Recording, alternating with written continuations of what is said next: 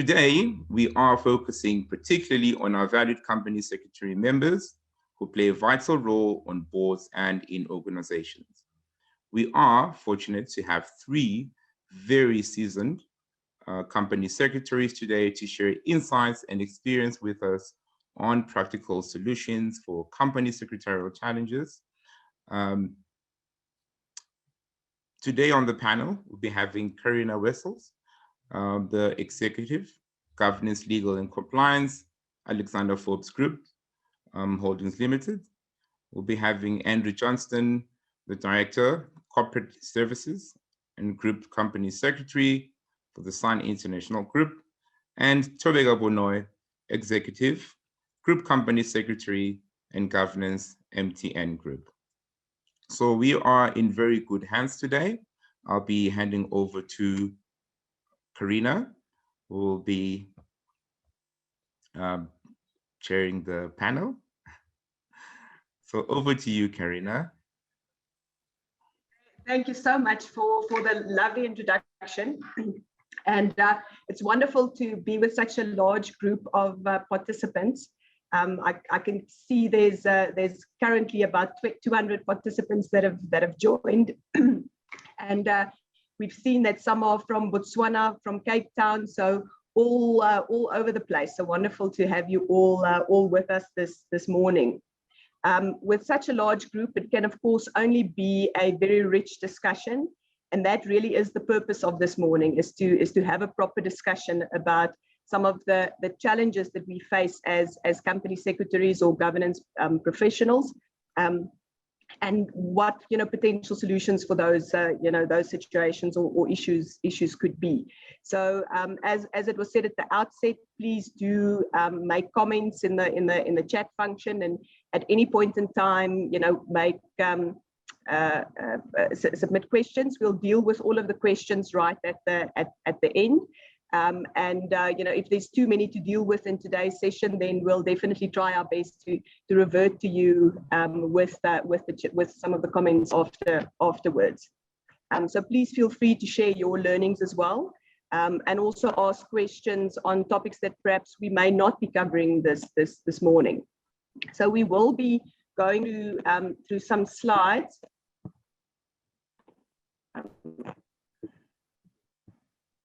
And what we'll be focusing on initially is just a global view on some of the current day challenges. So we'll specifically look at some survey results of global company secretaries and highlighting some of the issues they're dealing with at the moment. And I know that we are all tired of talking about how do we navigate through COVID and how do we respond and what has our challenges been, but it still remains our current reality. So to find a way to better navigate through this uncertainty and through the storm, and to make how we approach it more business as usual, definitely is worthwhile. So we'll be spending some time on thinking about how do we make this a better normal and not just a new normal. And then we'll spend some time on enabling better board discussions, principally through the documentation that's given to board or other processes that are implemented. I think we will all recognize that the number of questions that we get from board members around the quality of documentation, the length of documentation, is something that we probably deal with in each and every board cycle. So definitely to look at some practical ideas around that today as well. And then we'll spend a little bit of time on some recent regulatory developments, specifically around worker representation or mandatory worker representation on boards, as well as the proposed changes to the voting on remuneration. So just looking at some of the feedback from the survey that was conducted, as I said, globally. Some of the general themes that came out of the survey was definitely a sense that it is time for adaptability and communication, and an increased focus on communication. Definitely a need by company secretaries for resilience and flexibility. and absolutely focusing on prioritizing effectively and remaining calm throughout this turbulent period. One of the key sentiments that came out was that company secretaries need to be flexible. They need to be offering solutions, and now more than ever before need to be commercially minded. So if we just look at some of the key items that was indicated as challenges being faced by company secretaries, and the shift from the view in 2018 to within a COVID period, the key areas that came out as focus areas or areas of concern were that of cost management. And I think we can probably all relate to that, and the economic impact of COVID generally on our businesses, but also in terms of the importance for our own cost containment. A significant shift around digitization and automation. And then something that didn't feature previously that came out quite prominently, culture and conduct. And of course, extremely difficult in a virtual environment or working in a remote space. One that I found quite surprising myself was the reduction in regulatory requirements, or the emphasis on regulatory requirements. I think anyone that had to deal with the myriad of regulatory instruments that was thrown our way last year, just merely in response to COVID-19, would probably disagree with this sentiment as a key concern or key area requiring attention. And then another one that I thought was quite interesting was the emphasis on succession planning, which also didn't feature in previous years. And suppose one could attribute that to the risk of individuals falling significantly ill or even dying. I think at the outset of COVID, we saw some sense announcements on directors that had sadly passed away because of COVID. And of course, such an unexpected event can have a significant impact on the board and the company as a whole. So Andrew, Thobeka, over to you a bit. What is your sense on these challenges that have been highlighted? Does it resonate with your environments, with your experiences? Perhaps Andrew, you on the top on my screen. So over to you first. Thanks, Carina. Good morning, everyone. It's great to be able to engage with all of you. So absolutely, I think probably the best way to describe 2020 was the perfect storm. Not only for the global economy, but I think probably for company secretaries as well. It really kind of crystallized and I think brought to the fore, our roles and responsibilities, and obviously, the challenges that we've had to deal with. Maybe just up front, I think it's important to look at the half full as well as the half empty. I know we talk about the current day challenges. I like to look at some of those toolbars that you see on your screen there as opportunities as well. And I think, we'll all agree that as much as last year was, and even to extent this year has been a really tough year, there's been a lot of opportunities that I think have presented themselves, not only to boards and companies, but company secretaries as well. And if I just look at that spectrum on that slide there, I think other than Brexit at the end, which is probably not as particular or pertinent to us, I can literally put comments in every one of those channels. If you just go right through that, I mean, cost management, we all know what happened. I mean, being in the sort of hospitality industry, we are at probably the coalface of what's happened in the last 12 months, and it's been brutal. But there's a lovely old saying, and particularly for our industry, that you can't maintain an airplane in full flight. This business of ours has been around 40 odd years.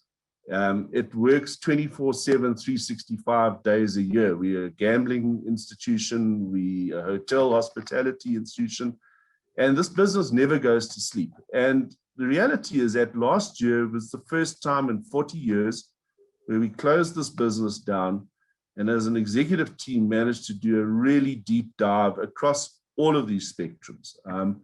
So obviously cost management was a huge thing. And, you know, although our revenues are down considerably, we've managed to, at worst, maintain, in many instances, actually improve margins. So when this economy and this business turns around, I've got absolutely no doubt we're going to be well positioned.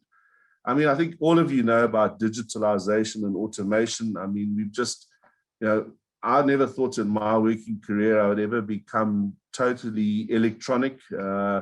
As a company secretary, you know, we have old boards that still like paper. You know, they still like to see the physical resolution. But I mean, it was brutal last year. If you didn't get with the program, you just kind of fell off the bus. And it went beyond just, you know, within the workplace. I mean, we were running virtual meetings, AGMs. I think, Carina, you were the first to who pioneered the virtual general meetings, and I think I was second last year, if I remember. And we were sharing information around how we could deal with this going forward. I mean, culture and conduct, massive. You know, boards, companies tended to operate in silos, and I'm sure you all resonate with that statement. For the first time probably ever, boards, management teams had to kind of all start sharing information, and not just physically in person, but virtually. And who was at the center of all of that? Let's all put our hands up, the company secretary.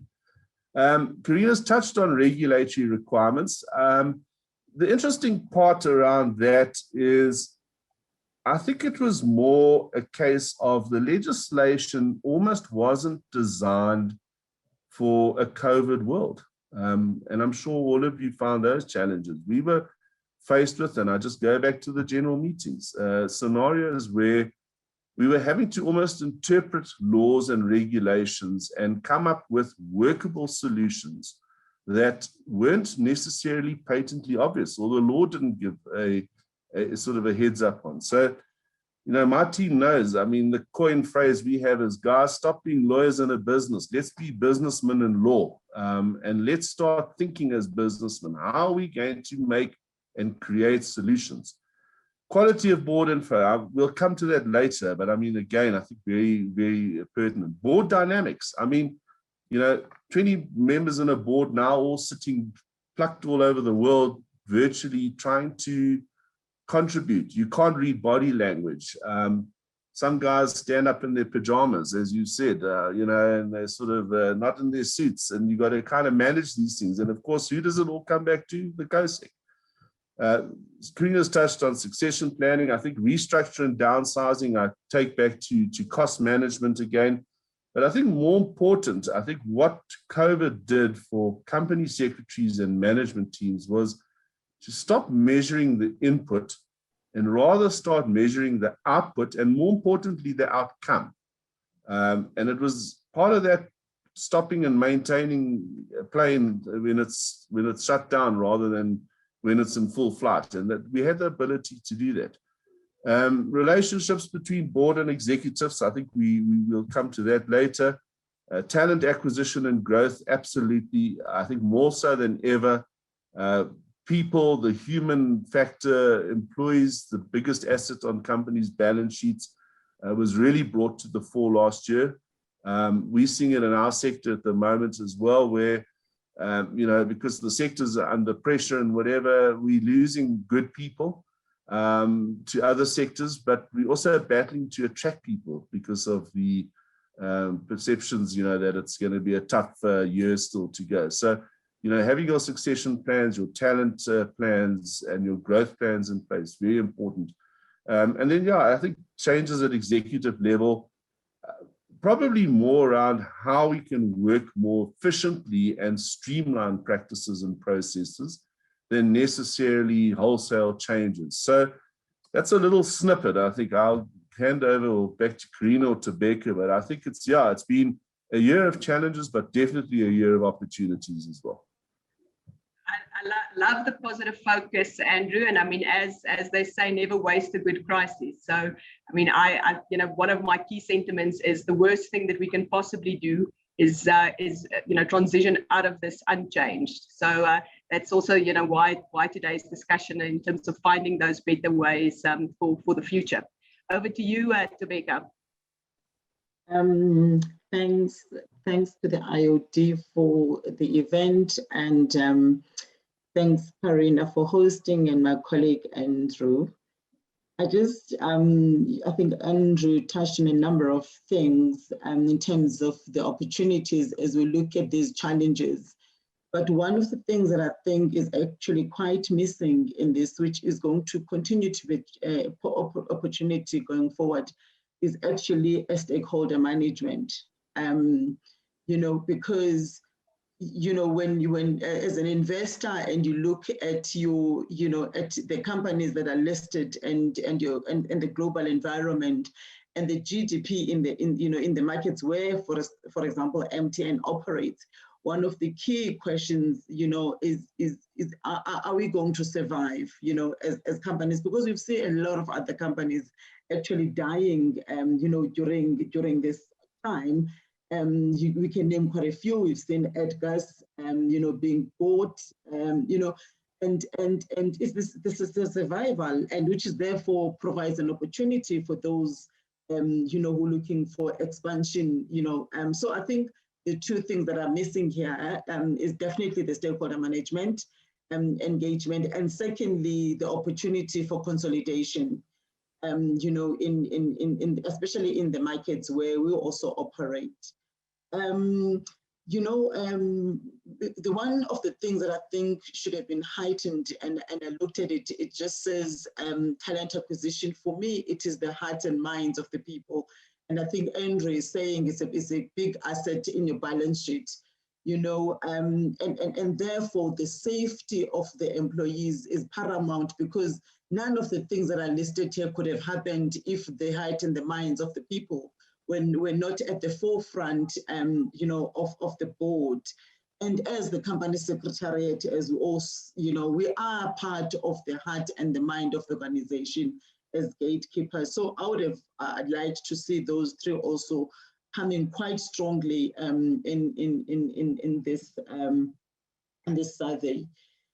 Just on the last one, that I just wanted to also maybe talk to the restructuring and the downsizing of the team. And I think in our own environment, as the first area that they look at, is the area that they think there's so much policing and governance and enforcing stewardship. And when they say you've got to freeze positions because you want to manage cost, they always think that there's something in the governance area, and law where, the legal team where they can, freeze positions. And the challenge becomes when things go wrong, then they realize actually, those are the areas that should have been left to operate optimally, so that we manage the risk of the organization. That's my comments. Thank you. Thanks so much for those. And absolutely agree. And I think, as South Africa, we of course are at the forefront of thinking about stakeholders generally. Largely thanks to Mervyn and him as the sort of stakeholder engagement king. So the survey possibly does lag that view specifically. So if we move on to just one of the next outcomes of the survey, around, in order to emerge effectively, which are the areas that are most in need of improvement. And to a certain extent, they are very much aligned to the previous areas identified as challenges. We can see, of course, technology and data, featuring quite significantly. Team dynamics, of course, as we touched on earlier, in a remote environment and in a virtual working environment, it is increasingly difficult to manage the dynamics. And efficiency, of course, linked to the cost containment and just generally the response to economic challenges. Obviously, linked to that specifically. Andrew touched on this earlier on in terms of before we move to the next slide, just let me launch our first poll. So if I can ask you to answer this question, and you'll be able to vote on your side. So just what is your company secretarial or governance department's key focus for the short term? And the options are team dynamics, technology, relationship with the board, innovation, efficiency, responsiveness to regulation. I don't know.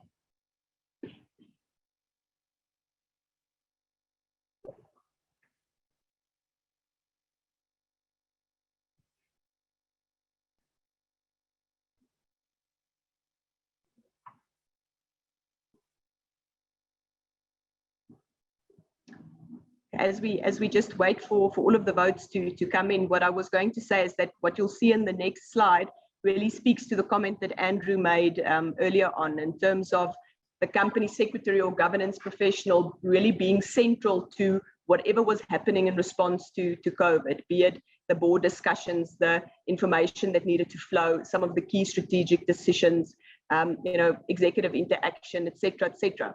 And the survey participants definitely agreed with that sentiment in terms of, suggesting that COVID has really been a catalyst for governance professionals to be more strategically minded and potentially be more influential, and that this could be a turning point in terms of the profession.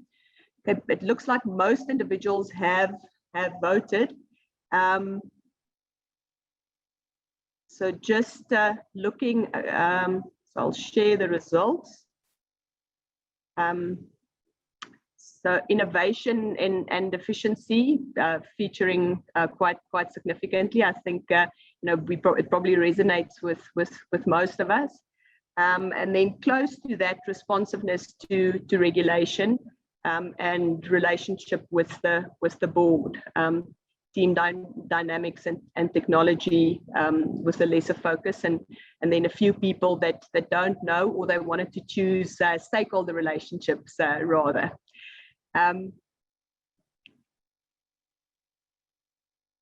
So moving on to what I referred to just now in terms of it being a catalyst for change. Thobeka, Andrew, and I'll start with Thobeka this time. Do you agree with the sentiment that it really has been an opportunity for governance professionals or company secretaries to be more strategic? And if so, how have you optimized on that opportunity?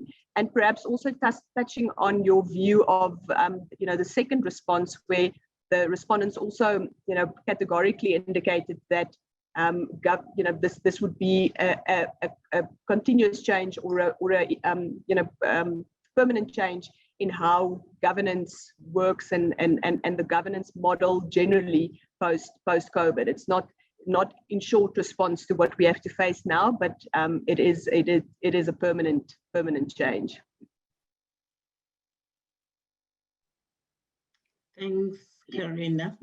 I was hoping this question would go to Andrew. I think for me, one of the things we actually did, in our environment, because we are operating in 22 countries, we felt that we need to push for an engagement at a much higher level, which means the chairman, of the group board engaging with the chairman of the operating entities, so that we first of all, we make sure that there is an alignment strategically. But what was quite fascinating was who actually had to come up with the program, for the group chairman to engage the chairman of the OPCOs. It was company secretariat, because we have exposure of the strategic direction at the group. And we also, when we sit in the executive management committees, we do understand the execution of the strategy. We kind of are like a very good link between the operating entities and the board. And that actually gave us at MTN, an opportunity to draft a program that will be followed by the group chairman when he was engaging, the chairman of the OpCos, leading that with the group CEO, which was quite fascinating, and being involved in that space actually, resonates with us at MTN, because we always say that as a company secretary, you've got to think like a director.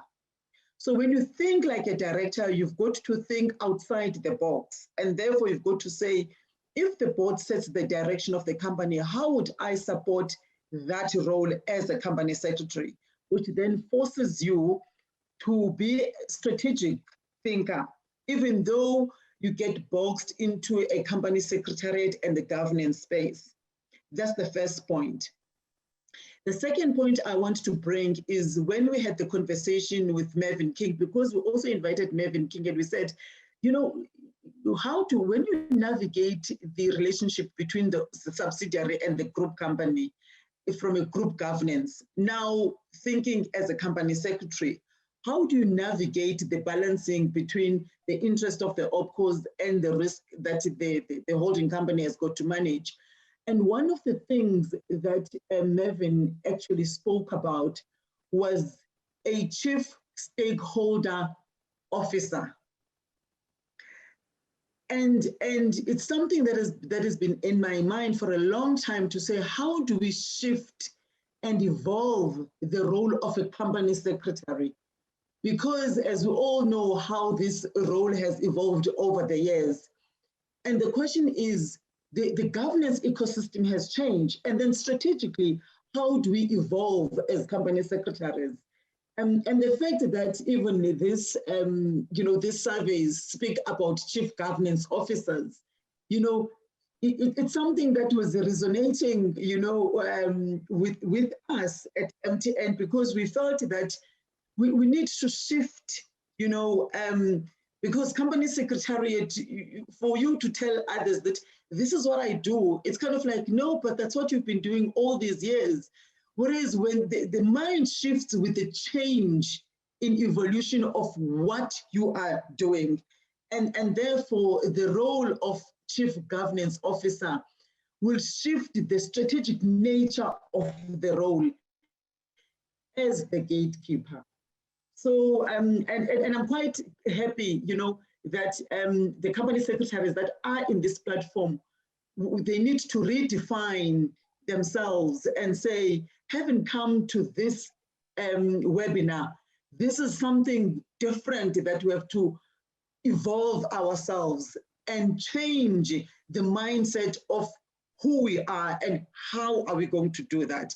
And maybe, Andrew, you can touch on how do we then enable the company secretaries and those that aspire to be group secretaries, how do they then, evolve themselves into getting this chief governance officer role in their own organizations and lend it to be much more emphatic?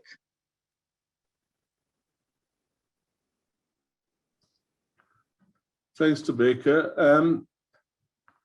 Yeah, it's so I think a couple of introductory points, and then I'll perhaps touch on some of my own experiences and try and answer Thobeka's question. I think COVID, as I said, has emphatically changed the world forever. And I think the new normal is going to be something that we're all going to have to become familiar with and obviously adapt to. I think a lot of what we experienced pre-COVID will return. Yes, I think technology will become a big enabler, and it will probably play a far bigger, and I think we've all seen the benefits of it and the cost savings and whatever. But, at the end of the day, there's no substitute for personal interaction, and people are sociable beings. So, I've got no doubt that at some stage down the line, once this pandemic has abated, we are going to start to see a somewhat return to normality. And I think it's going to be, company secretaries are going to have to be a little bit ambidextrous, if I can call it that, in the sense that they're going to have to manage both flip sides of the coin. They're going to have to continue managing the physical side of the function, the personal side of the function, but also the technology and the virtual side. So we're going to become hybrids in some respects. There was a very good article written many years ago by Lauren Wolfson. I think many of you know her. She's currently in the UK. Earlier this year, and she referred to company secretaries as polymaths, Polymaths. And I don't know if any of you know what that is, but I mean, I was just Googling it now. It means a person of wide knowledge or learning. And I think that's something that we've all learnt and we've all heard for years and years. So company secretaries are not and no longer just scribes or Friday sort of minute takers or whatever. We've become key and pivotal to the governance of organizations. King 2, King 3, and King 4 recognize that. And I think what many company secretaries maybe don't recall or don't look, and maybe some boards don't often live by that, is that King 3 and King 4 actually place an obligation on the management, i.e. the executive management and the board, to enable the company secretary to be able to do their job. So it's actually it's a symbiotic relationship, or it should be a symbiotic relationship. It shouldn't be left just to the company secretary to have to kind of go into the wilderness and find their own feet. There's a reciprocal obligation on management and the board to, in fact, allow the company secretary to perform that role. But yeah, I think definitely going forward, I think some of the key issues are we're going to all have to learn to work a lot smarter than harder. And that means we're going to have to become familiar with technology. I think another very key part of all of this, and maybe it touches on Thobeka's question and her question to myself, is, and I've been beating this drum for many years, company secretaries need to be at the main table. And I don't just say that flippantly. Your success or failure, or your ability to influence, or your ability to strategically direct a board is largely dependent on where you sit at which table. And I've, for many years, and I know ICSA in the UK and a lot of the more influential company secretaries around the world have always said, you know, the ideal place is to report into the chief executive and the dotted line into the chairman, obviously, when it comes to board, because that then gives you the seat at the main table. And that is where I believe company secretaries should be. They should not be reporting in through some CFO or through some risk manager or whatever. So very importantly is to position yourself. Now, how does one position oneself? You know, in my career, I've often had company secretaries come to me and say, I'm looking to you to create the path and the doors and open the doors and get me to where I need to get to. And that's a fatally flawed suggestion, because whilst we can facilitate that, in life you create your own opportunities, and it's really up to the company secretary. And I come back to this polymath. You know, many of us have got a wide range of skills. It could be governance, it could be secretarial, it could be JSC listings, it could be legal, bit of corporate finance, bit of remuneration governance, bit of investor relations.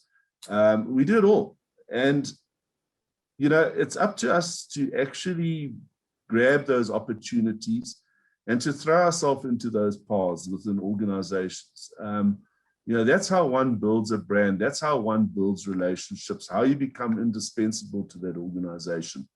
I think COVID has accelerated that, because it's such an unusual scenario. I mean, you know, we've gone from dealing with the conventional board of people meeting in a room, disagreeing, body language, reading a scenario, that to, you know, looking at people, as I say, sometimes shining their shoes with their camera on incorrectly and not actually listening to debate, to others sort of missing because their technology is not working properly. And I hope I can see a lot of comments coming through there that people are not hearing. I hope you can all hear me, but maybe the IOD guys, if you can just check, there seems to be some problems with, I think Thobeka was having problems with, some people couldn't hear her.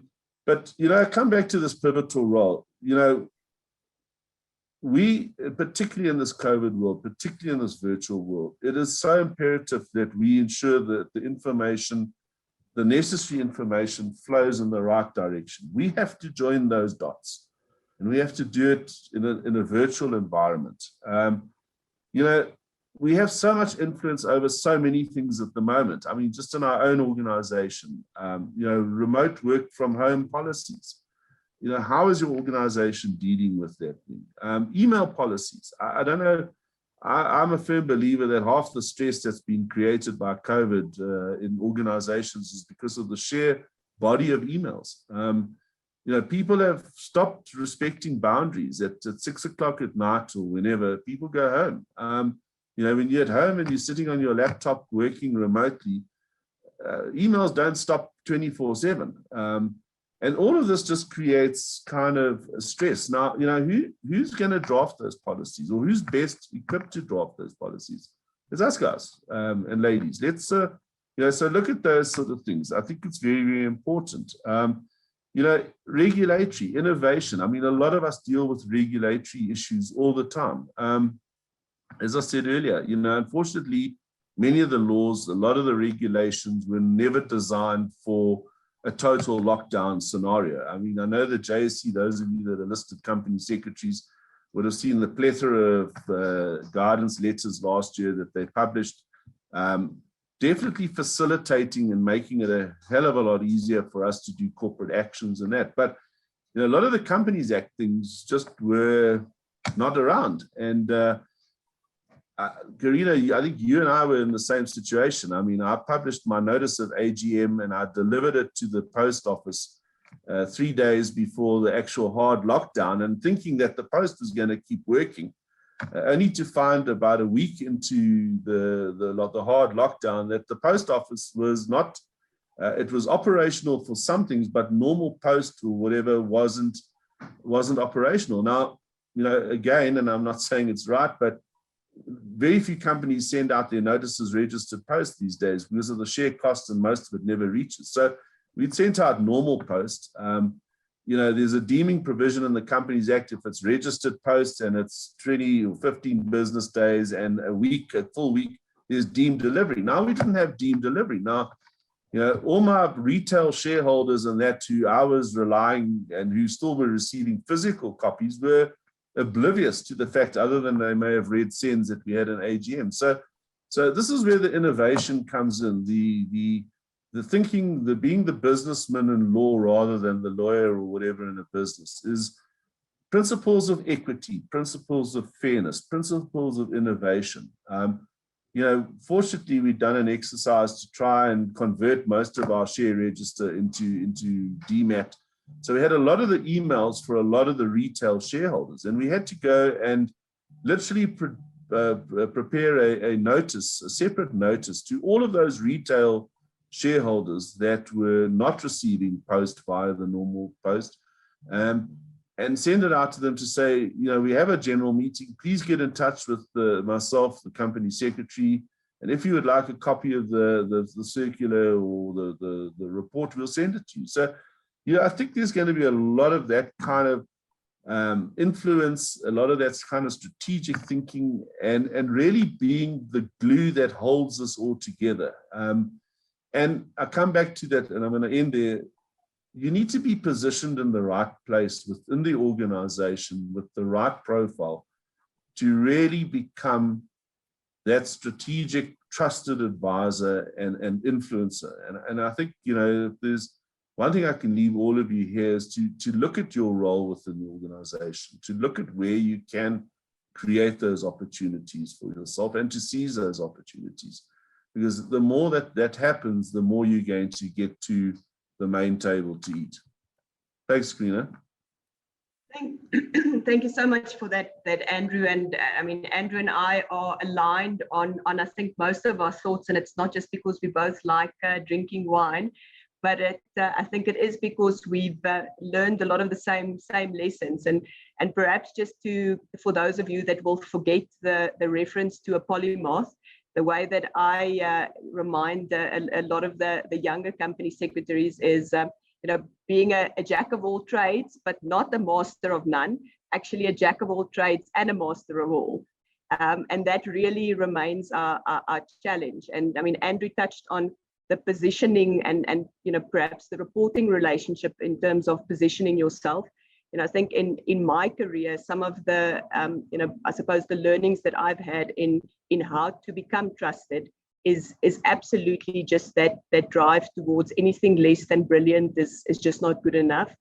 And that consistent delivery to quality, ahead of deadlines, being front-footed and commercially minded, as Andrew said, and seeking those opportunities to and Andrew spoke about the outcomes, but really value-adding outcomes, and seeking those opportunities to add value beyond your traditionalist, if we want to call it that, scope of influence or control. And what I think is increasingly important, and Andrew touched on it in terms of being responsive and agile in sort of rolling with the punches, a concept that my head of legal and I have, I suppose, coined, especially during COVID, is that we have a risk-adjusted approach to our decision making. And it really ties into what Andrew said. I mean, the example of having sent out a notice, for instance, and within literally, a number of days, having to convert a meeting to a virtual meeting, and an inability to send out, a new notice, the use of social media, then, different ways and means of communicating to shareholders. So being responsive and responsible, but having that risk-adjusted approach and response to the situation. So definitely interesting times that we're operating in, and absolutely an opportunity for all of us to continue to reposition ourselves as central to governance. So just moving on to the next poll exactly on this topic, has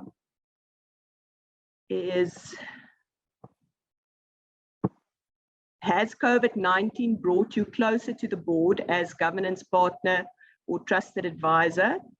And the options are yes, no.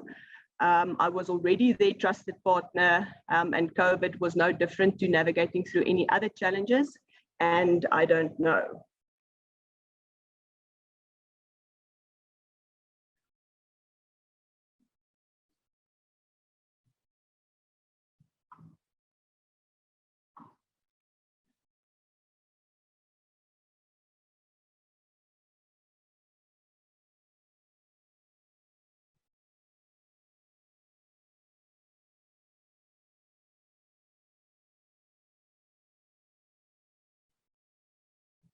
It's great to see that so many were already trusted partners.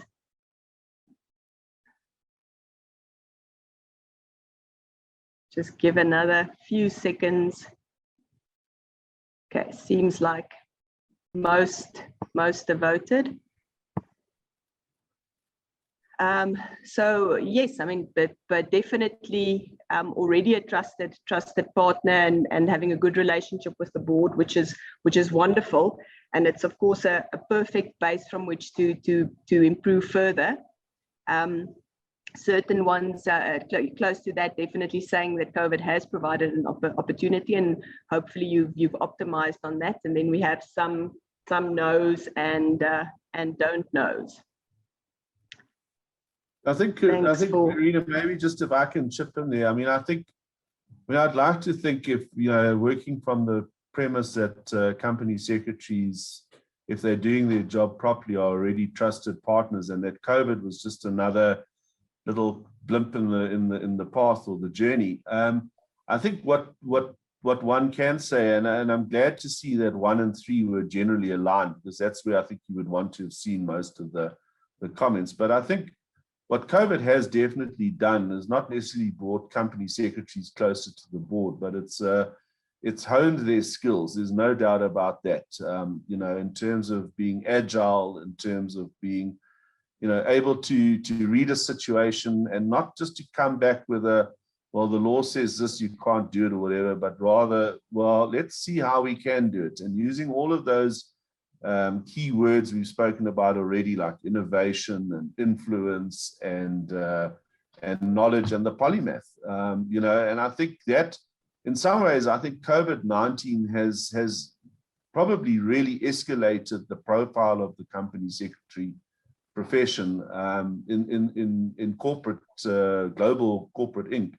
Than was ever the case previously, because I think, you know, boards and management and companies have really had to rely on company secretaries kind of being the polymath and holding this all together and coming up with these solutions, which I think is the real value add that we can bring to these kind of discussions and to a board as a whole. Absolutely, no, definitely. Thanks for that, Andrew. So if we then move into the next topic, and as we said, the focus really here is trying to find a better normal and stop just merely referring to it as our new normal, and really looking at what have we learned and how do we optimize the way that we need to operate at the moment. And we've already touched on, you know, not wasting a good crisis and not moving out of this unchanged, but really looking at those opportunities.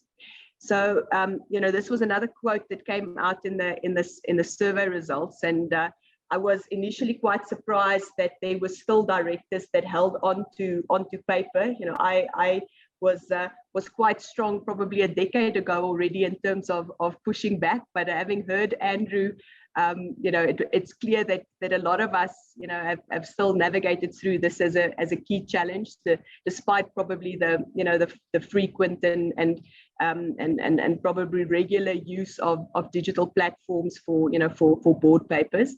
You know, the directors also had to adapt and had to change, which gave us a good opportunity to continue implementing those best practices and move forward. So I know that you know, we're preaching absolutely to the converted. You know, we've all been operating in a virtual space for some time. As Andrew said, it's more than a year ago that I think we had the IOD session on virtual general meetings at the time, and looking at how to approach that and how to choose a service provider, et cetera. So most of us have really, you know, had these learnings already. But I think it would be remiss of us not to recognize the increased risk around cyber and security in general, and definitely a good of us to focus on security as a base and entry point in looking at how we have virtual, not just board meetings but meetings generally. So just a reminder around security steps that should be taken, and appropriate security settings in terms of restricting screen sharing and the use of waiting rooms, as well as locking and unlocking of meetings. And then importantly, generally educating the board around security and being sensitive towards security, especially, probably those more traditionalist directors that are not as accustomed and comfortable, with technology and operating virtually. And although, at the outset I said that we're all used to it and we all know what to do already, we still, as Andrew said, have the guys that get up and you see their underpants. Or I have a particular director that doesn't matter how many times we've had Teams meetings, for some reason he can just never get in the first time. The first 10 minutes of the meeting is always resending the link to him about 20 times from different places. So these seemingly simplistic items, still critical in terms of setting the scene for an effective meeting and having proper discussions, and then ensuring our own understanding of security protocols and what's necessary. So Andrew, other than underpants and pajamas, any security incidents or issues that you've had in the last year operating in a virtual environment or in virtual meeting rooms? Yeah, look, fortunately, no underpants or nude showering in the background. I mean, we've all seen those YouTube clips. we did have a certain individual shining his shoes during one meeting, and he'd forgotten to turn his camera off, and we had to remind him that he was on. But maybe just a couple of points around this whole thing. I think, again, and bringing it back to the role of the company secretary, and I think you've touched on it, Carina. There's the board and the committee meetings held virtually, and then there's the external general meetings. And while they all have a common set of ground rules and etiquette and whatever, there's a couple of peculiarities or whatever. I think the days I've always lived by with these type of meetings is, they're easy if you work them hard, but they're really hard if you work them easy. And there's no substitute for preparation. And I think, particularly around general meetings, more so than board meetings, if you thought an AGM was difficult to prepare and plan for, and all the issues leading up, whether it's canvassing with shareholders, whether it's getting your service providers online, getting your shareholders to get letters of rep or proxies, whatever, it's 10 times harder now. But it comes with its own unique set of stresses, because you want to kind of an hour before the general meeting sort of have your chairman and your chairman of the committees and that all sort of testing the technology just to make sure they can log on, that they're going to be able to vote electronically and that, because you don't want to kind of switch on your laptop or whatever 5 minutes before the general meeting and find either you've got no quorum or you've got no chairman or he's got technology issues or whatever. So I leave you with that Daesh. It's easy if you work it hard, but really hard if you work it easy. And more so than ever, I think company secretaries are being looked at, and the board and shareholders are looking at company secretaries to make sure that, this whole thing works really well. And I think, again, look at Section 63. There's a lot of criticism around a lot of virtual meetings at the moment that, they're not being able to take place concurrently, that there's an intermediary when there shouldn't be. They can't ask questions or they don't know. All of this needs to be educated and whatever. I think as far as boards and committee meetings, IT fatigue is a reality of the world we live in today. And we'll come to it just now when we talk about, structuring agendas and whatever. But, less is more in this day and age, not more is more. And sorry, I'm full of these little quips today, but really, sorry?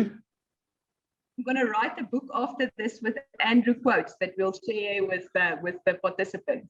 Yeah, so really is less is more, and one's got to, part of the influence and part of the role of the governance practitioner or the company secretary is to guide the board and to facilitate that with the board. There's all the risks that come with it. I mean, just some of the things we've had to look at. Sexual harassment policies, please look at them. People are sitting at home. If they're not watching Netflix, they're on porn sites, or they're harassing their colleagues because they've got time on their hands. So look at that. Look at your social media policies.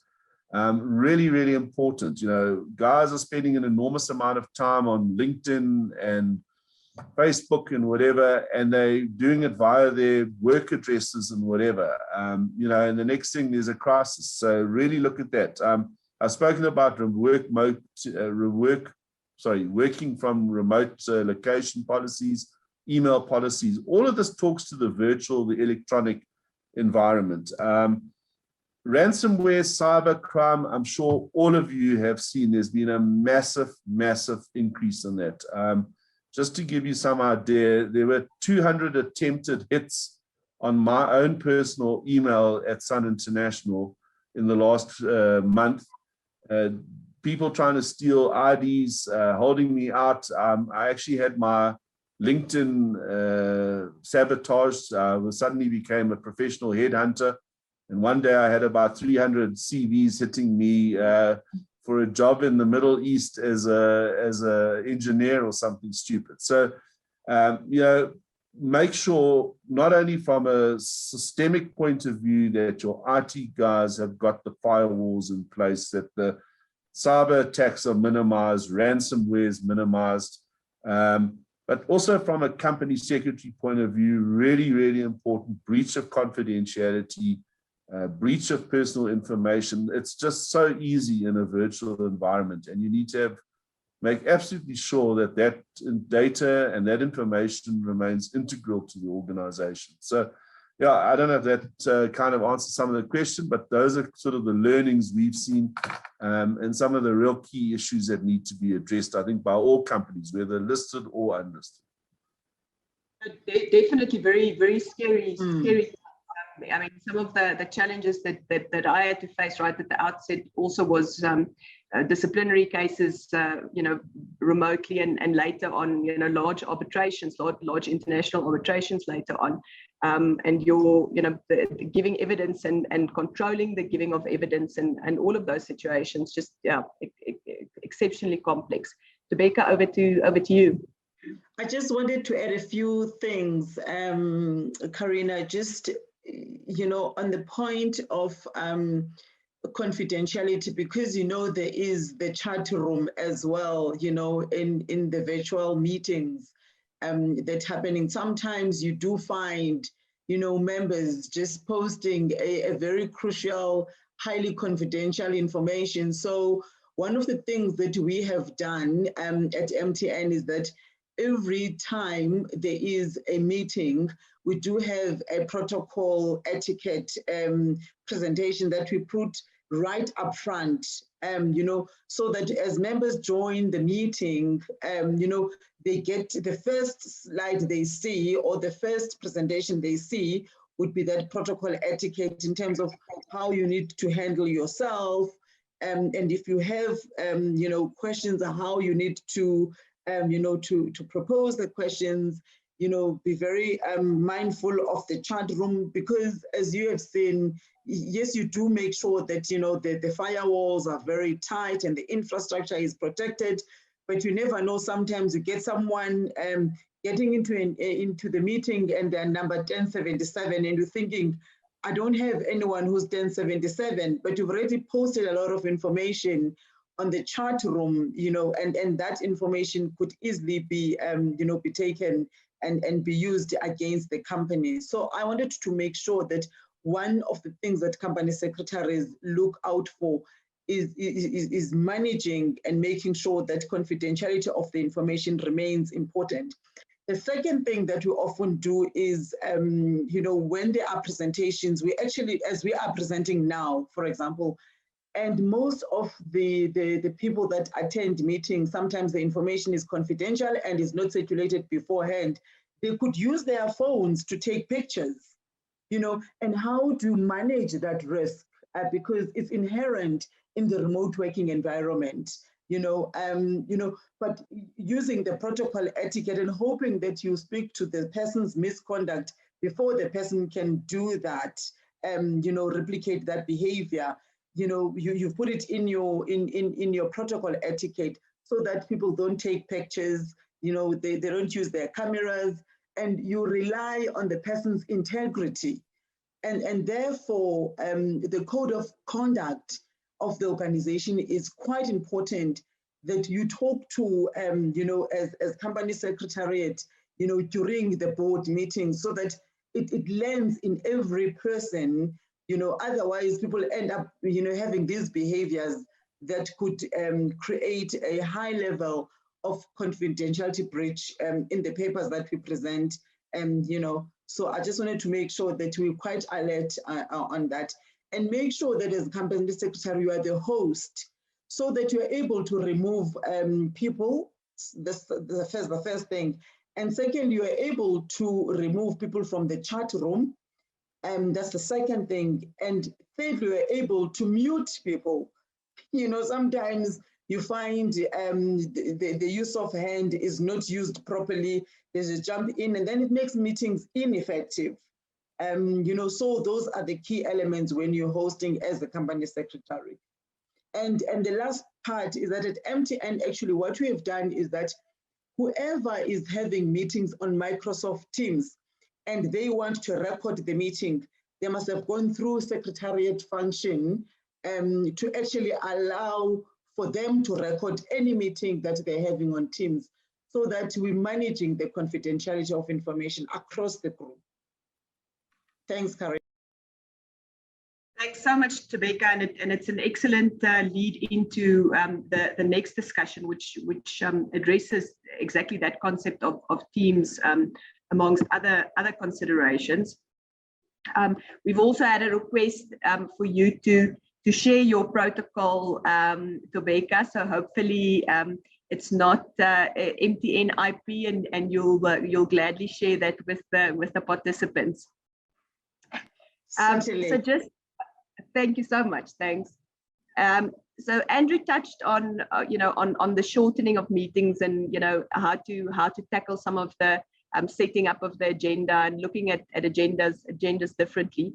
So just again, some reminders around what can potentially make the meetings more effective, and how critical it is to build in those breaks, and definitely more regular breaks than one would normally have in a physical environment. So we often forget about this, and we sort of expect people to leave and come back, which obviously makes it even more ineffective, because you're not necessarily certain that when a person is leaving and when they are actually coming back, and practical considerations on whether you actually still have a quorum if cameras aren't on, and you're not actually certain if individuals are still in the room, which also touches on Thobeka's protocol in terms of how do you leave, how do you ask questions, raising of hands, making sure that everyone is certain as to what is expected. I think generally what a lot of us have seen is also the greater focus on pre-work. So a lot of the questions and the more administrative or questions of clarity, or even when it's documentation that needs to be reviewed and comments made on that documentation being submitted before the meeting, that the meeting really can focus on discussion and key strategic items, so that any items that really can be dealt with outside of the meeting are more practically dealt with in that manner. Then there's also some suggestions around breaking up certain more traditional longer days that we would have had in a physical environment.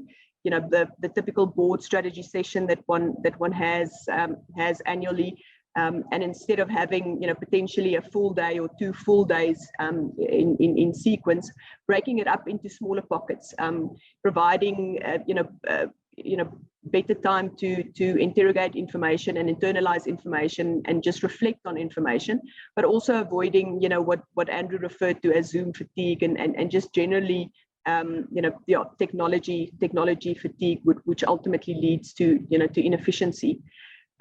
Some make very, very good use of breakout rooms and smaller sessions, and of course, knowing the technology and being able to navigate the technology is critical in order to use those tools. And then building in candor breaks or other breaks as well, with a bit more of discussion. And then some other key risks other than perhaps the traditional cybersecurity risk or unauthorized access to a meeting type risk, and I'll ask Thobeka just now on how MTN potentially has managed or navigated effective control, tax exposure risk in terms of where effective control is being exercised depending on where the meeting is being held, chair sits, or even where decisions are being made by directors. And then very importantly, teams and the recording protocol. And I don't know how many of you use Teams and whether you're aware of the link to that, the transcription protocol, which is quite scary. I think for many decades as company secretaries, we've had discussions around the rules of engagement when it comes to recording of meetings, as Thobeka said. And in most instances, the discussions have centered around, there being one source of the truth. And in order to achieve that, the destruction of recordings basically immediately once formal minutes have been approved. I mean, I personally don't record meetings at all. So, I avoid that in totality. But of course, more, younger or less experienced company secretaries are not yet comfortable enough, to do minutes without having a recording as a backup. So where one has to depend on a recording, what processes and protocols, have you implemented? And to a certain extent, the recommendation, have also been that actually don't download, if you do make use of recording, the old physical, recorders that we all knew so well. Potentially don't even download it to your laptop or your server, but listen to it on the device, so that when it's destructed, it's hopefully completely destructed. Because of course we know that in the current age that we operate in, the inability to destruct data is a significant risk. And if that recording exists somewhere on a server or in a cloud, the risk of discovery, be it by individuals in litigation, regulators, is a real concern. So Thobeka, just to touch on effective control, exposure and risk, and how you've managed that, and then we can get into a bit of a discussion around the themes specifically in terms of recording and transcription. I think it's quite a challenging one to manage at any particular point in time, because it's one of the topics that I love the most, because in my training and education career I did masters in tax, so it becomes innate within me to look at those things. But the one thing that we always do is to say, when we are having a board meeting, the first thing, when the members accept the invitation that they will be attending the meeting, especially with MTN having directors outside South Africa, because MTN is registered in South Africa as a taxpayer, so therefore effective control has got to be in South Africa. And we do know that though the other element of effective control talks to the permanent establishment, and we know that when a company is incorporated in South Africa and has employees in South Africa, permanent establishment, to tick that. But effective control then talks to the board and where the decisions are being made, as Carina was saying. So you say, okay, I've got 11 directors, and they all accepted the meeting. And the first thing you need to know is whether they're going to be in person. Are they going to be physically present at the meeting, or are they going to be virtual? So they indicate whether they're going to be virtual or they're going to be in person. And as soon they will say the meeting is, they will attend virtually, because they know the meeting venue is at MTN, which is in South Africa. Then you need to know, where would you be? Because you've got directors that are Nigerian directors, but they travel to London. Other directors, they are from Beirut, but they will travel to the US. And as you know, that US has got so much jurisdictional issues, so you need to know, okay, when you're in the US, you're not a citizen, you're just visiting. Okay, then you tick all of that. And then once you know where your directors are, you actually are very clear that, okay, I have the majority of the directors in South Africa. So the directors that are in South Africa will be in South Africa, whether they're going to be virtual or whether in person. And you know exactly where the other directors are, because that they also create the manner that they will be deciding on decisions where they will be seated. So once you have all of that, at the meeting, you need to make sure that, they are very clear where they are. And directors is easy to know where they are, because before the start of the meeting, they will tell you, oh no, I'm in London, this is what I've seen, or I'm in Amsterdam. They talk to where they are. And then you kind of like do your confirmation. And some of the members are very diligent. They will actually send you a WhatsApp and they will say, Thobeka, I'm having the meeting, I will be in London. So I might have challenges with technology, and just get your IT ready if I have all those challenges.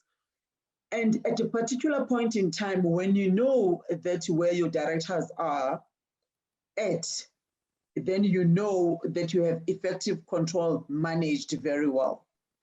We do make sure, though, that the chairman of the board, the group CEO, the group CFO, and the company secretary, most of the time after level, during the level 1, we kind of like go into MTN offices, to make sure that, we have the presence, in the office, even though we know that we are effective control, even if we are at our homes remotely, and therefore we can pass, that risk. So you kind of like, as you move into levels, especially in South Africa, and I know in other countries, they could move faster than South Africa. If you could possibly be in the meeting, physical presence, that is always first prize. But if not all your members are not in the meeting in physically, and they are on virtual, just make sure that you know where they are at that particular point in time, so that you know that when the decisions were made, this is where my directors were, and therefore the risk of effective control has been passed. Yeah, maybe I could stop there, Carina, before we get to using the tools and recording and transcription. Thank you very much, Thobeka. I think whilst we launch the poll that really deals with the Teams technology specifically, we can share. You can share, and Andrew can share some of your thoughts. So I'm just going to launch this, and then you guys can start responding. So if you use Teams as primary meeting platform, have you proactively addressed potential risks from the recording and transcription functionalities? And the responses or the options are, we see it as positive and have not taken steps to mitigate any risks. We have strict rules regarding which meetings may be recorded and transcribed, and records are deleted once minutes have been approved. We do not allow the functionality to be used under any circumstances, and we do not use Teams. Thobeka, Andrew, any further comments that you'd like to make on Teams and transcription and recording specifically? Yeah, look, from my side, and I think my team knows, I'm not a big fan of recording meetings. I think for all the reasons mentioned, from a potential discovery perspective in subsequent proceedings, to, I think it delays the personal development of company secretaries in terms of actually becoming proficient minute takers. The greatest art of a minute taker is the ability to be able to listen. And I always say, whether you take a pad and then you shorthand or longhand, it's up to you. But your primary responsibility is to listen to the discussion, to listen to the debate, and then basically to extract from that the salient issues. The risk you run with transcriptions and recordings and that is that you get a he said, she said, they said, we said, they agreed, they disagreed, and whatever, which is, your minutes start running to 15, 20 pages, which is crazy.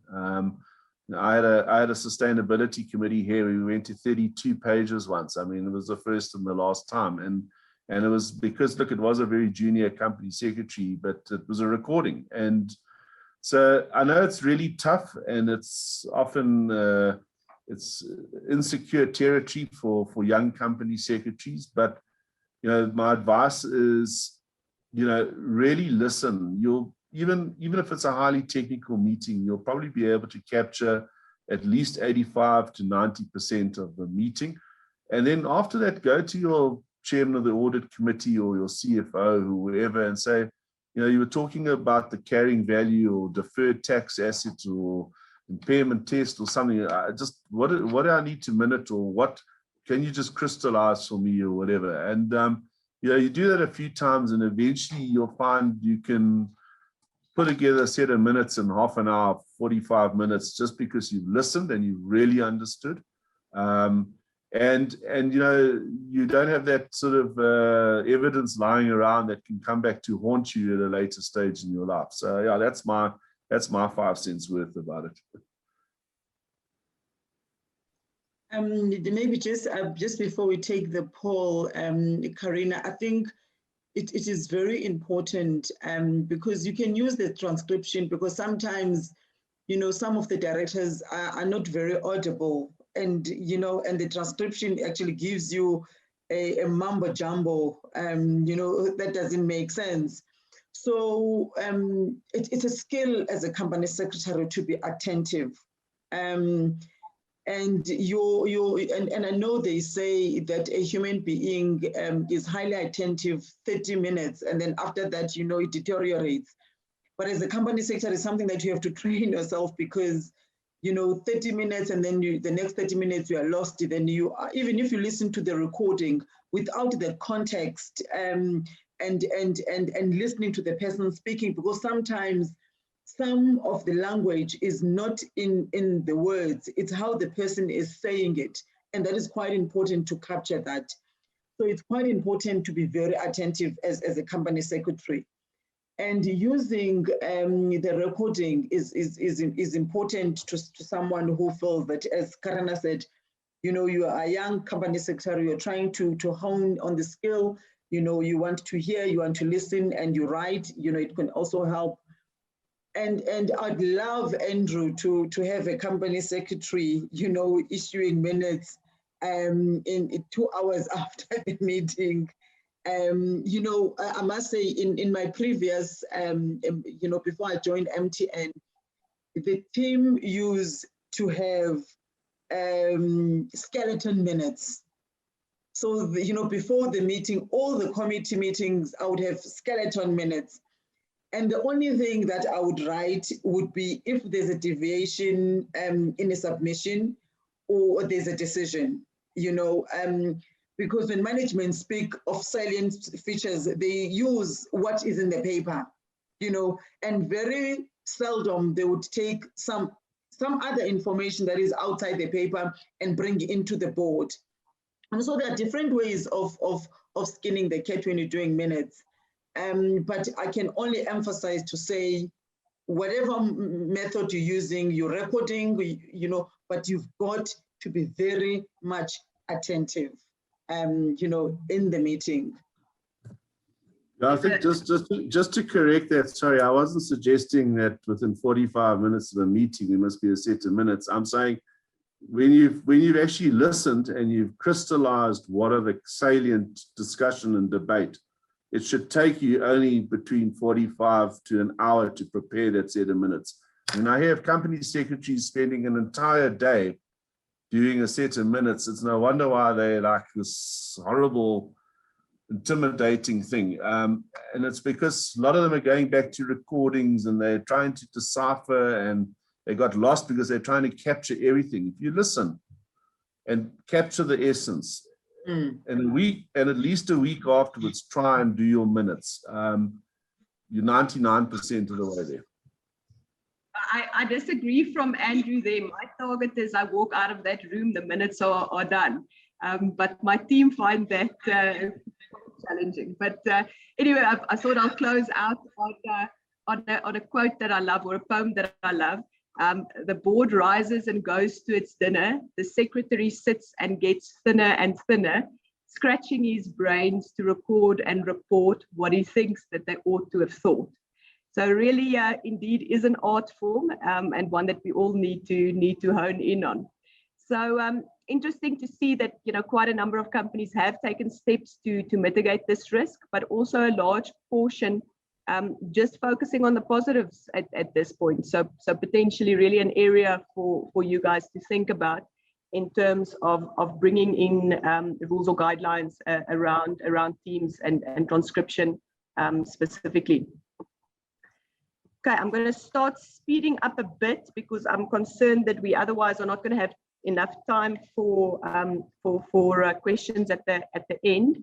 So obviously, one of the challenges that we have in managing virtual meetings is this idea of serendipitous, you know, engagements and the ability to build trust, which is so central to board relationships and board efficacy in you know, engaging with individuals in person. So some of the you know, ideas, of course, that have been shared, or to try and, you know, mimic those type of situations. And some suggestions have been made around how do you have almost a virtual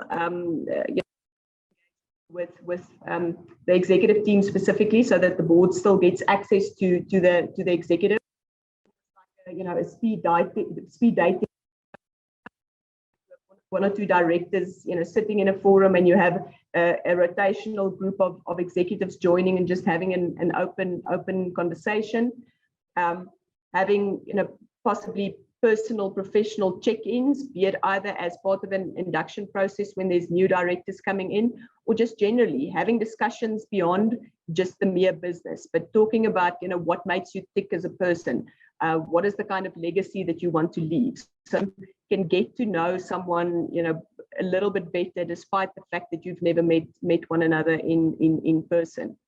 And also, definitely the role, as in all instances, the role of the chair being key in opening up, meetings, possibly with a check-in or a general discussion first before jumping straight into the business at hand. And then, of course, trying to replicate, visits or virtual sessions as well, by whatever means is possible in your environment. And then, of course, optimizing on some of the benefits that we have as a result of this as well. The ability to bring in, what's referred to there as guest stars, the fact that you can easily bring in someone that may be based internationally for a quick introduction or for a quick presentation. This environment allows one to do that, and how do you ensure that you optimize those opportunities? Whilst we run the next poll, if I can ask Andrew Thobeka whether you've had to induct any directors in COVID, and whether you have any specific tips or tricks or tools that you'd like to share in terms of making that more effective in a virtual space.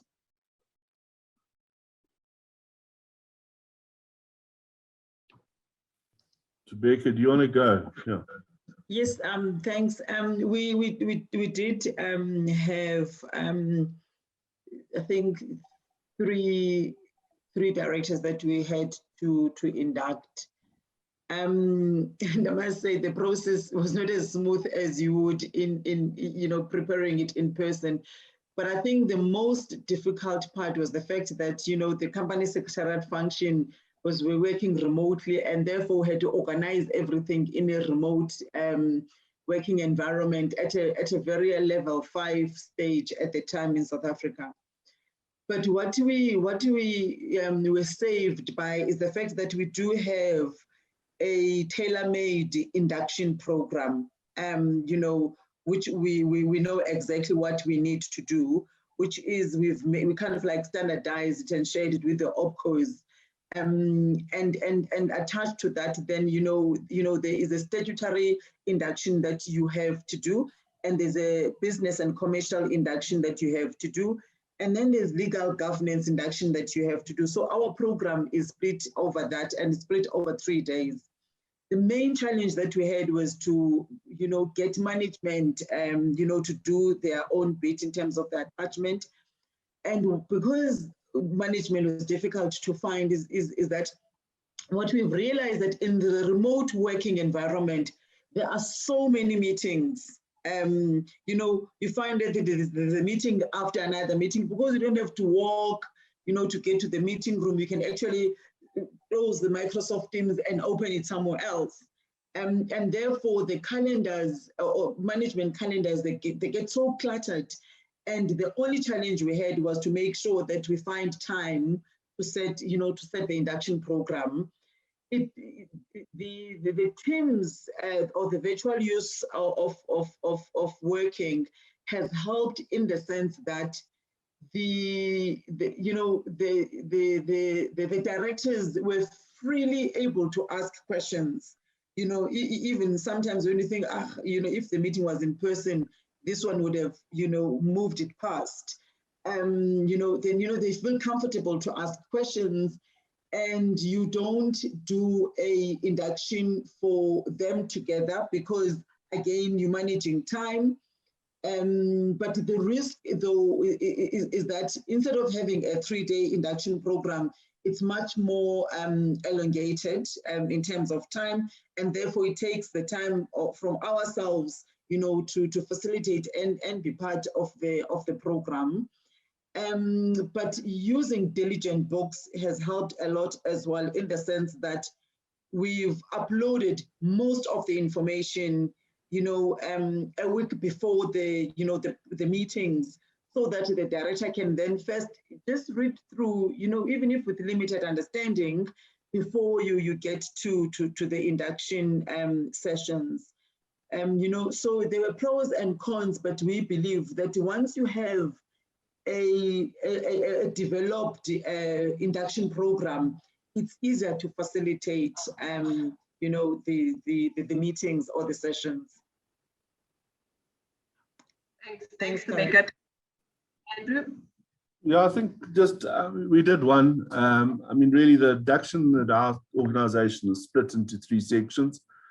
So obviously legal, statutory, and governance, which is myself and the sponsor. Then we have a management section where we get senior management to have a session with the new director. Obviously, in our industry with gambling, there's a lot of acronyms and a lot of terms that are not patently obvious when you join, so we have to take them through the yards on that. And then, but normally we have a 3rd section, which is site visits. So obviously the latter was difficult during COVID. We weren't able to do site visits, but I think to Thobeka's point, we prepare that induction pack, which we courier through to the new director at least 2 weeks before the actual induction.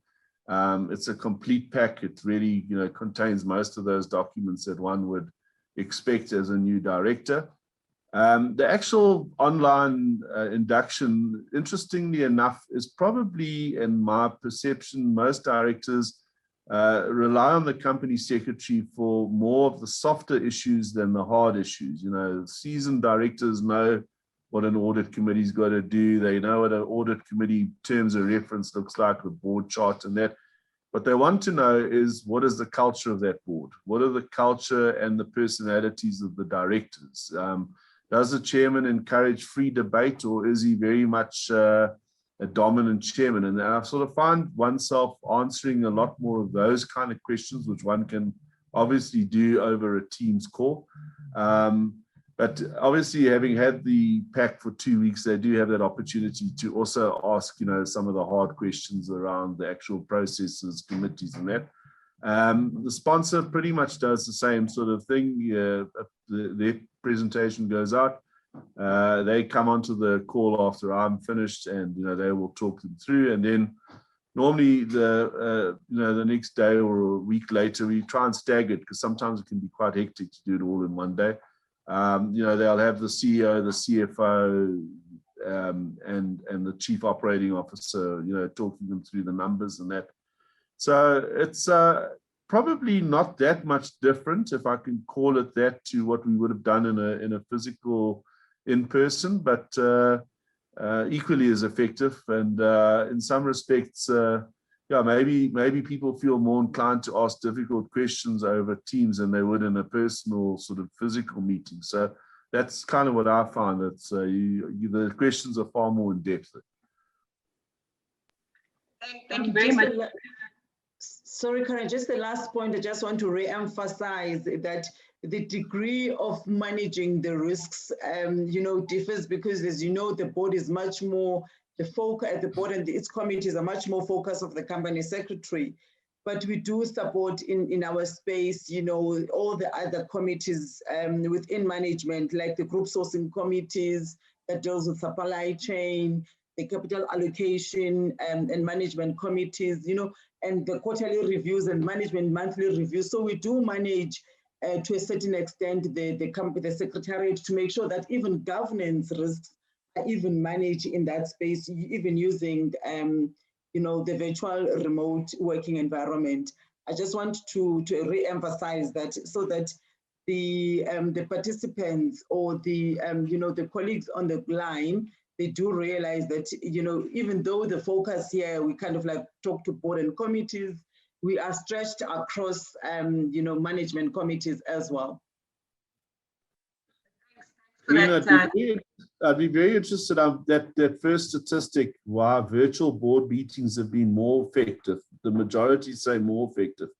It would be very interesting maybe to unpack that at some stage. I know we don't have time here, but the obvious question to a company secretary is, why has a virtual meeting been more effective than a physical? Is it from a personal point of view? Is it from a time point of view?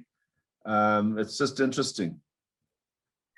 And I mean, some of the articles, of course, suggest that almost the interpersonal connection could potentially be better than in a large physical room, as long as cameras are on, as well as as I said, bringing in guest stars and definitely time efficiency and so forth. But I think the point which is great is that I think we were all concerned that we are going to lose board efficacy overall because of operating in the virtual space, and it's great to see that definitely the majority indicates either more effective or as effective as physical meetings.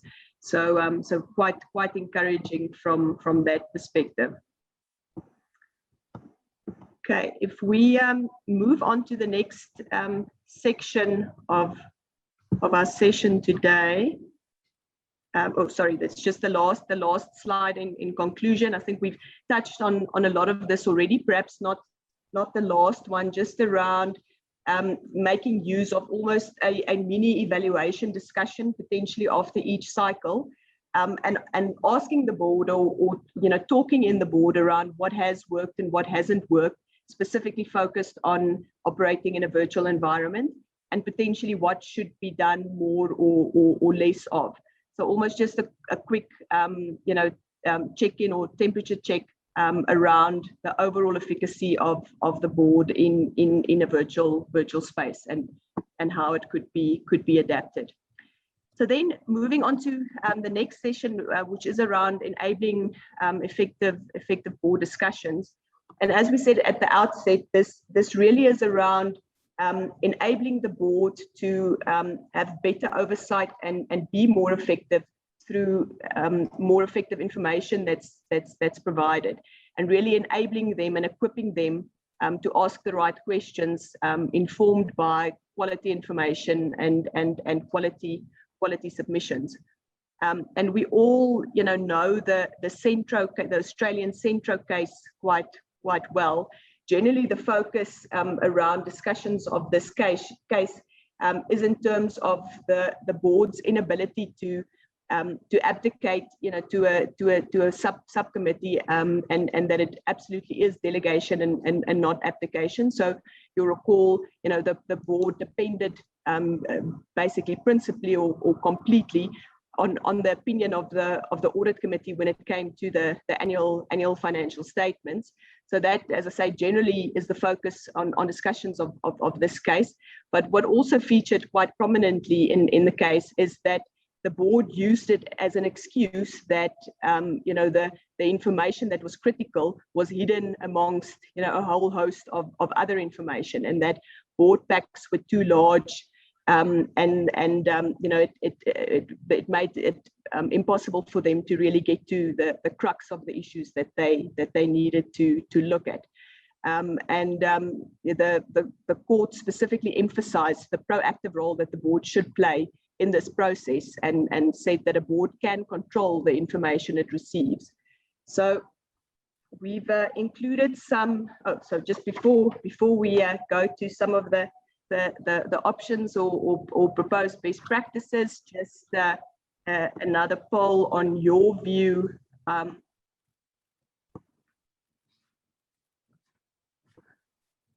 Okay.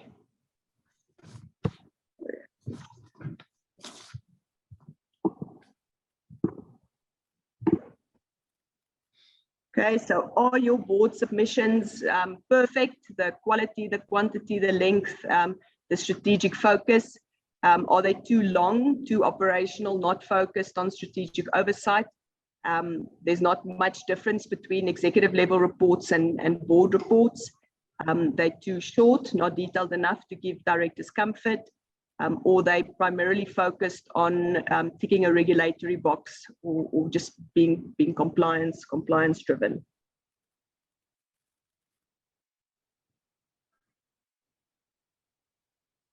And in the interests of time, I'm going to, whilst you complete the poll, just refer to the next slide. And it's just an extract from a Corporate Secretaries International Association paper on enabling, board effectiveness, and it's 10 practical guidelines to improving board communication.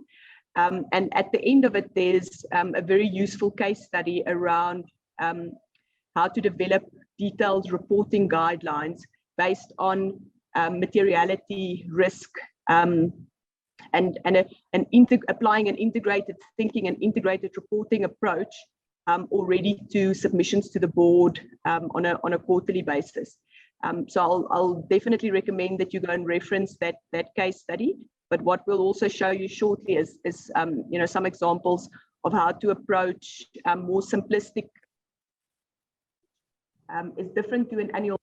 It's not just about the key items of in a period of time, but really in detail indicating what information needs to be in any particular submission based on, of course, regulatory requirements, best practices, any nuances in the business, materiality, the strategy, any key items of consideration for the board, and coupled with that, suggestions around the length of the documentation to also actively work towards enabling management to submit quality but concise documents, and really avoiding this the old adage of I didn't have time to write you a short letter, so I wrote you a long one instead, and really trying to avoid that.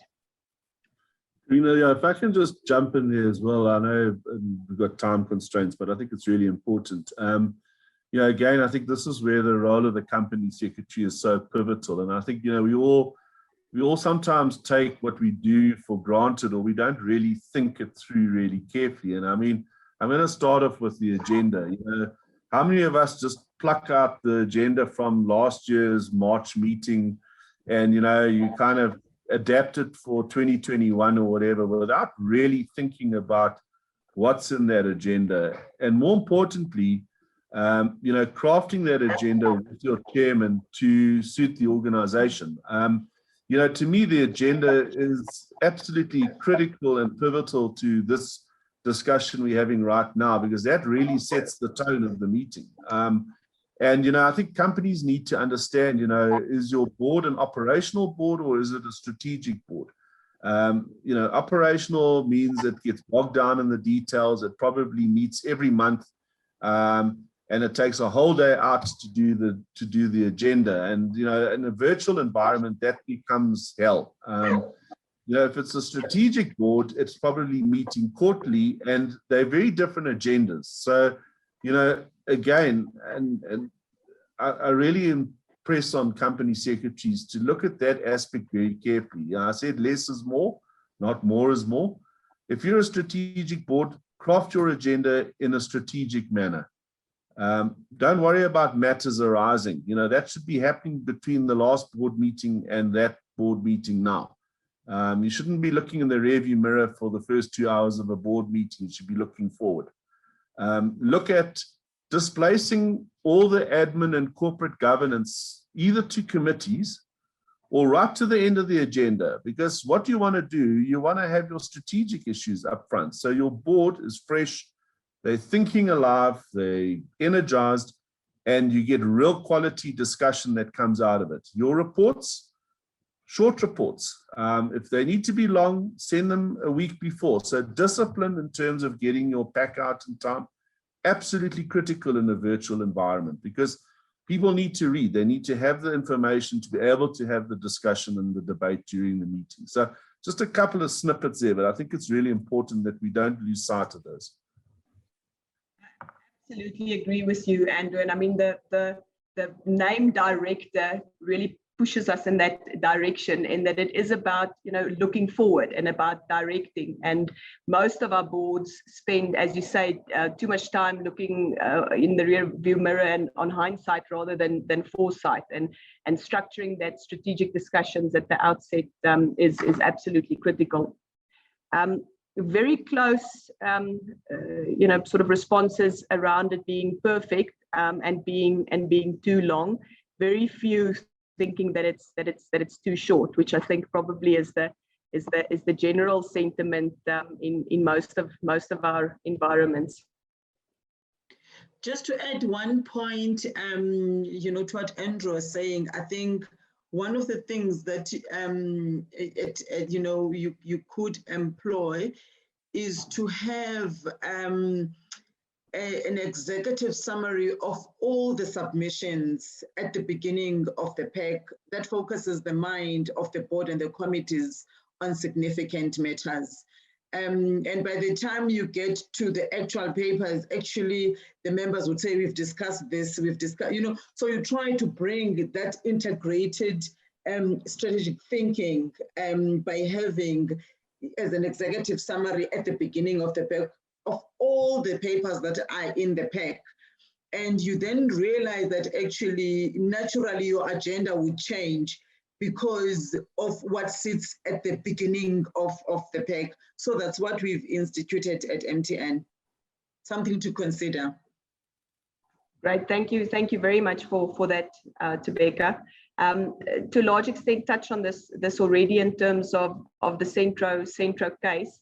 And the importance of the submissions, and this really around suggesting the use of reporting guidelines, as I said, to be more specific and bespoke to management, and just to guide management further. And yes, as I say, a quite simplistic example of a bit more detail extract in terms of talking about what should be included or not. But as I indicated, please do go and reference that CSIA paper. The case study is absolutely a useful reference. Okay, getting into the interesting stuff right at the end, and we'll try and wrap this up quickly so that we can get to some questions. So just very briefly and quickly, just a poll on whether you are actually in fact aware of the heated debate that is currently ongoing around mandatory worker representation on boards. And this, of course, having been a concept that was introduced in the Companies Amendment Bill, but then sort of changed during the process or since the initial draft came out. In terms of talking about union representation specifically, and the Labour perspective on what they are asking for. Lots of discussions in NEDLAC, as well as through BUSA and other industry bodies on this topic. So an increasingly hot topic, as I say. Okay. It seems to be that most individuals are in fact not aware of the topic, which again, I would suggest that there's a very good recording of a session that Fluid Rock and the Stellenbosch Graduate Institute had roughly about 3 or 4 weeks ago. So it's their director's hour recording. And they had Professor Jean Duplessis and also a brief stint by Mervyn to talk specifically about this topic and some of the concerns around this. So I definitely recommend that that you go and have potentially a listen to that and keep a lookout on some of the discussions in this space. Could also be from an IRD perspective, probably a future session that we can touch on as well. Maybe just to add to that. So there's also a very good paper that was prepared by Michael Katz. If anyone wants it, they can send me their email. I'm happy to pass it on. Around this whole issue and obviously the discussions that went on in NEDLAC and also what's happening at the moment through BUSA and whatever. You know, obviously quite a prickly topic for many reasons. It's, by the way, nothing new. This has been on the back burner for at least probably 7-8 years now. But you know, I think what's really important is the potential ramifications and outcomes that might present itself. And if I just touch on some of them at this stage, it's like the issue around fiduciary duties. You know, would they have a fiduciary duty? I mean, if they're not a director, if they're just a representative at a meeting. Issues around confidentiality, issues around directors and officers' liability insurance.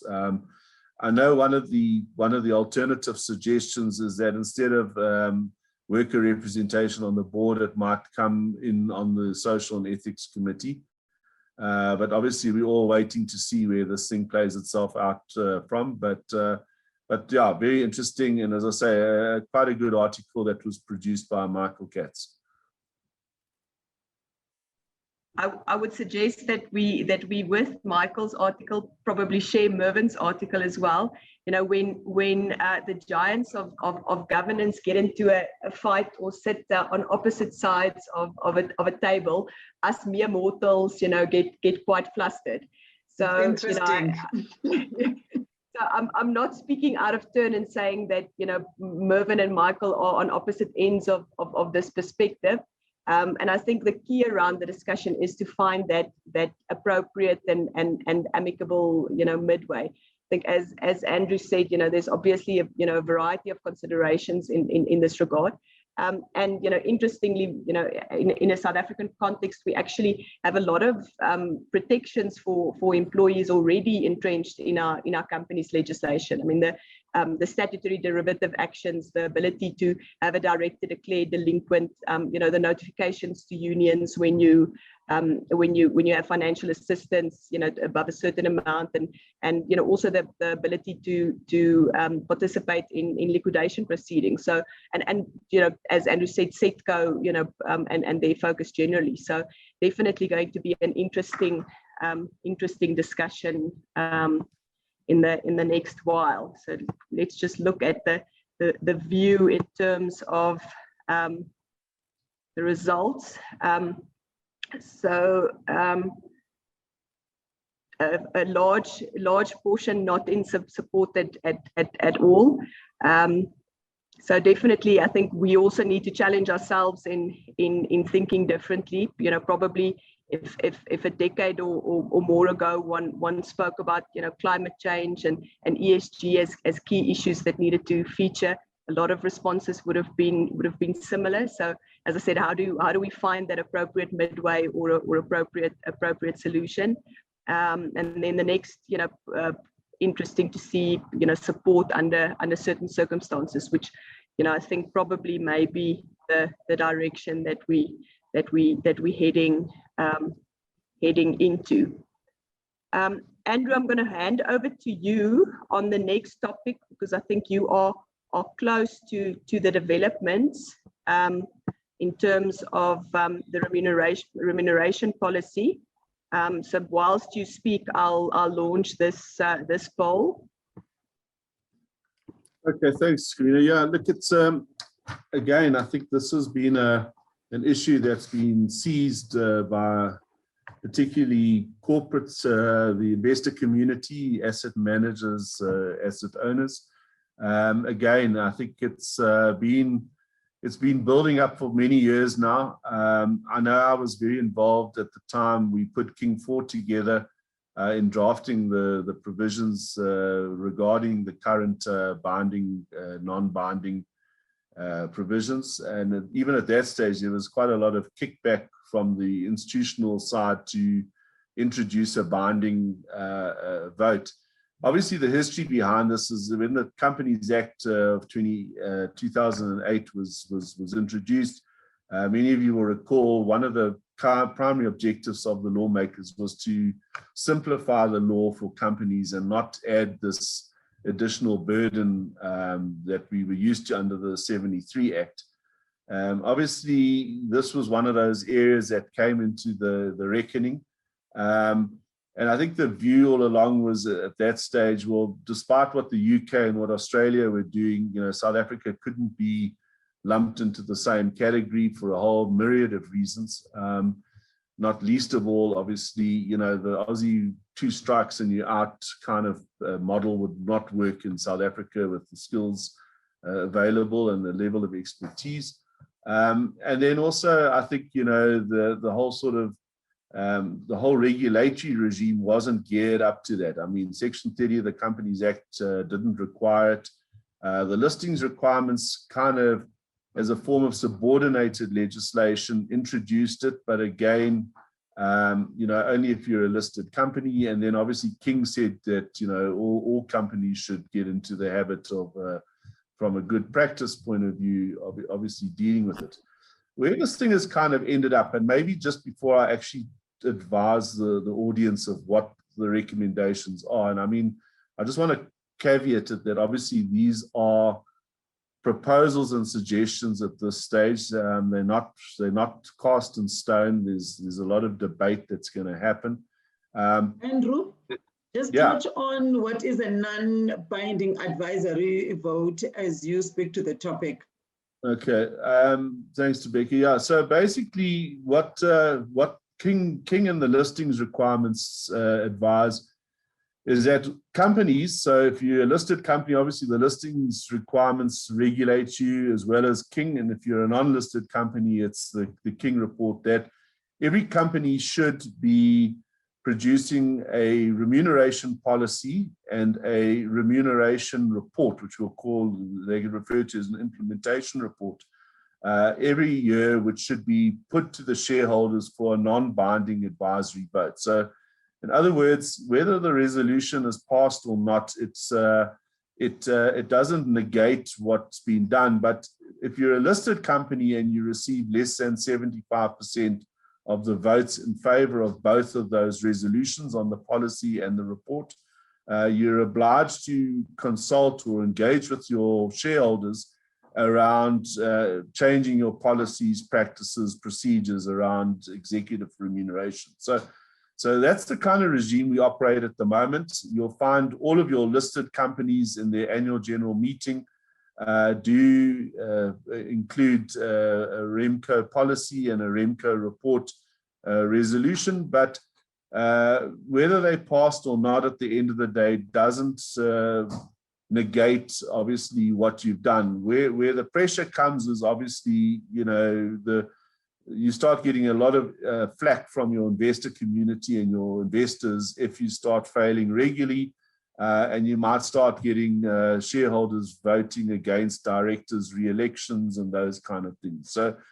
So one of the suggestions has been, sort of a couple of years after the listings requirements were implemented, requiring this non-binding, was to introduce the concept of maybe looking back on the last sort of 3-4 years, how successful have these engagements with investors been, particularly in respect of companies that haven't passed the 75% vote, but also those that have in terms of just ongoing engagement with their shareholders. So there's a very strong argument for and against here. Your investor community is very much saying, that there's been poor engagement, that companies are still thwarting the resolutions, they're overpaying their executives, and they're not necessarily doing or acting in accordance with the spirit. And then you've got your issuers who, on the other side of the coin, are saying, well, there is still a lot of shareholder apathy. Shareholders are not really interested in engaging with issuers around this issue. If they do, it's very clinical and driven around checklists as opposed to deep, meaningful engagement or understanding of the business and whatever. So we've kind of got this impasse at the moment. And then in the middle of all of this is proponents for and adversaries against, who are saying, well, shareholder apathy is a concept or a phenomenon all over the world. It's too simplistic. Investors don't necessarily come forth in terms of advising which of their underlying shareholders did vote against. So for companies to engage, it's very, very difficult. But where this has all landed up, and where I'm going to just give you a brief synopsis and a couple of points, is that there's a motion to, in terms of the Companies Amendment Act, to amend Section 30, which is the key section, whereby going forward, they're looking at introducing a binding vote just on the remuneration policy. It would be a 50% vote. If it's approved, obviously that's great. Even if it's approved, but you got less than an 80% vote, one of the suggestions is that you should still have to engage with your shareholders, because a 51% vote's not great. Maybe 80% is quite high, but that's the recommendation. Obviously, your RemCo policy would not be part of the annual financial statements, so it wouldn't be audited. What they are saying, obviously, is that this policy should be put forward to shareholders at least every 3 to 4 years, unless there's obviously a material amendment, in which case you need to go back to them. But really kind of introducing a binding vote on the policy. On the report itself, again, a separate report, they're saying it should be included as part of the annual financial statements. So if you think about it now, every company in any event, the auditors do audit the directors' emoluments and whatever, but it would continue to remain as a non-binding vote. So it would just be your remuneration policy that would go to a 50% binding vote. Your remuneration report would remain a non-binding at a 75% level, but obviously there would be, in heightened scrutiny, obviously, on companies to be still engaging. This is a huge debate. I mean, I really could spend a whole day here in terms of, does the policy then only apply to prescribed officers and directors, or to all employees? Because if it's all employees, you can imagine what a dilemma that will cause if your vote is voted down. And it's binding, you won't be able to introduce any benefits or remuneration changes to anyone in the organization. You'd have to revert to your status quo ante.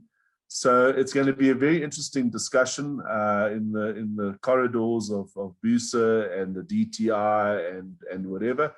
But yeah, that's a bit of a synopsis of where we are at this stage and where the sort of thought process is going. Thank you very much for that, Andrew. And there will be an IOD session specifically on the topic soon as well. So that will be unpacked further. We have unfortunately reached the end of our session. So apologies that my timekeeping has obviously been poor, or I'll blame Andrew for all of his quotes and insights. And I'm just going to, in conclusion, just share with you, some of in the meantime, whilst we still have the non-binding advisory vote, thinking and examples around engaging proactively with shareholders. So this very briefly, and you'll have this in the slides. So I responded on one of the questions. The slides will be shared with you. So just an example of proactive engagement through a governance roadshow with a specific focus on remuneration policy items, and how that enabled a significant shift in voting from a REM policy and implementation perspective, and then just some general guidelines around how to approach such a governance roadshow if you want to consider it. We have, unfortunately, as I said, run out of time. I've tried to answer some of the questions quickly in writing, but as I said at the outset, we definitely undertake to try and respond to all of them as soon as possible after this. So I'll take a stab and I'll pull in my fellow participants. So thank you very much, Andrew and Thobeka. It's been an absolute privilege. Really enjoyed the session. I wish we could have carried on for the rest of the day. Lovely to discuss topics of interest with like-minded peers. And thank you very much for all of the participants. Apologies again for running over a bit. Thanks, everyone. Cheers. Bye-bye. Thank That's you for the very- opportunity and the engagement. Thanks to the IOD and everyone listening and contributing to the chat. Keep well. Such valuable insight from an amazing and diverse, experienced panel today. I would like just to assure everybody that we will send all the Q&A questions to the panelists to answer, and we will then email all those things to you. Please fill in our satisfaction survey and have a good day. Thank you very much.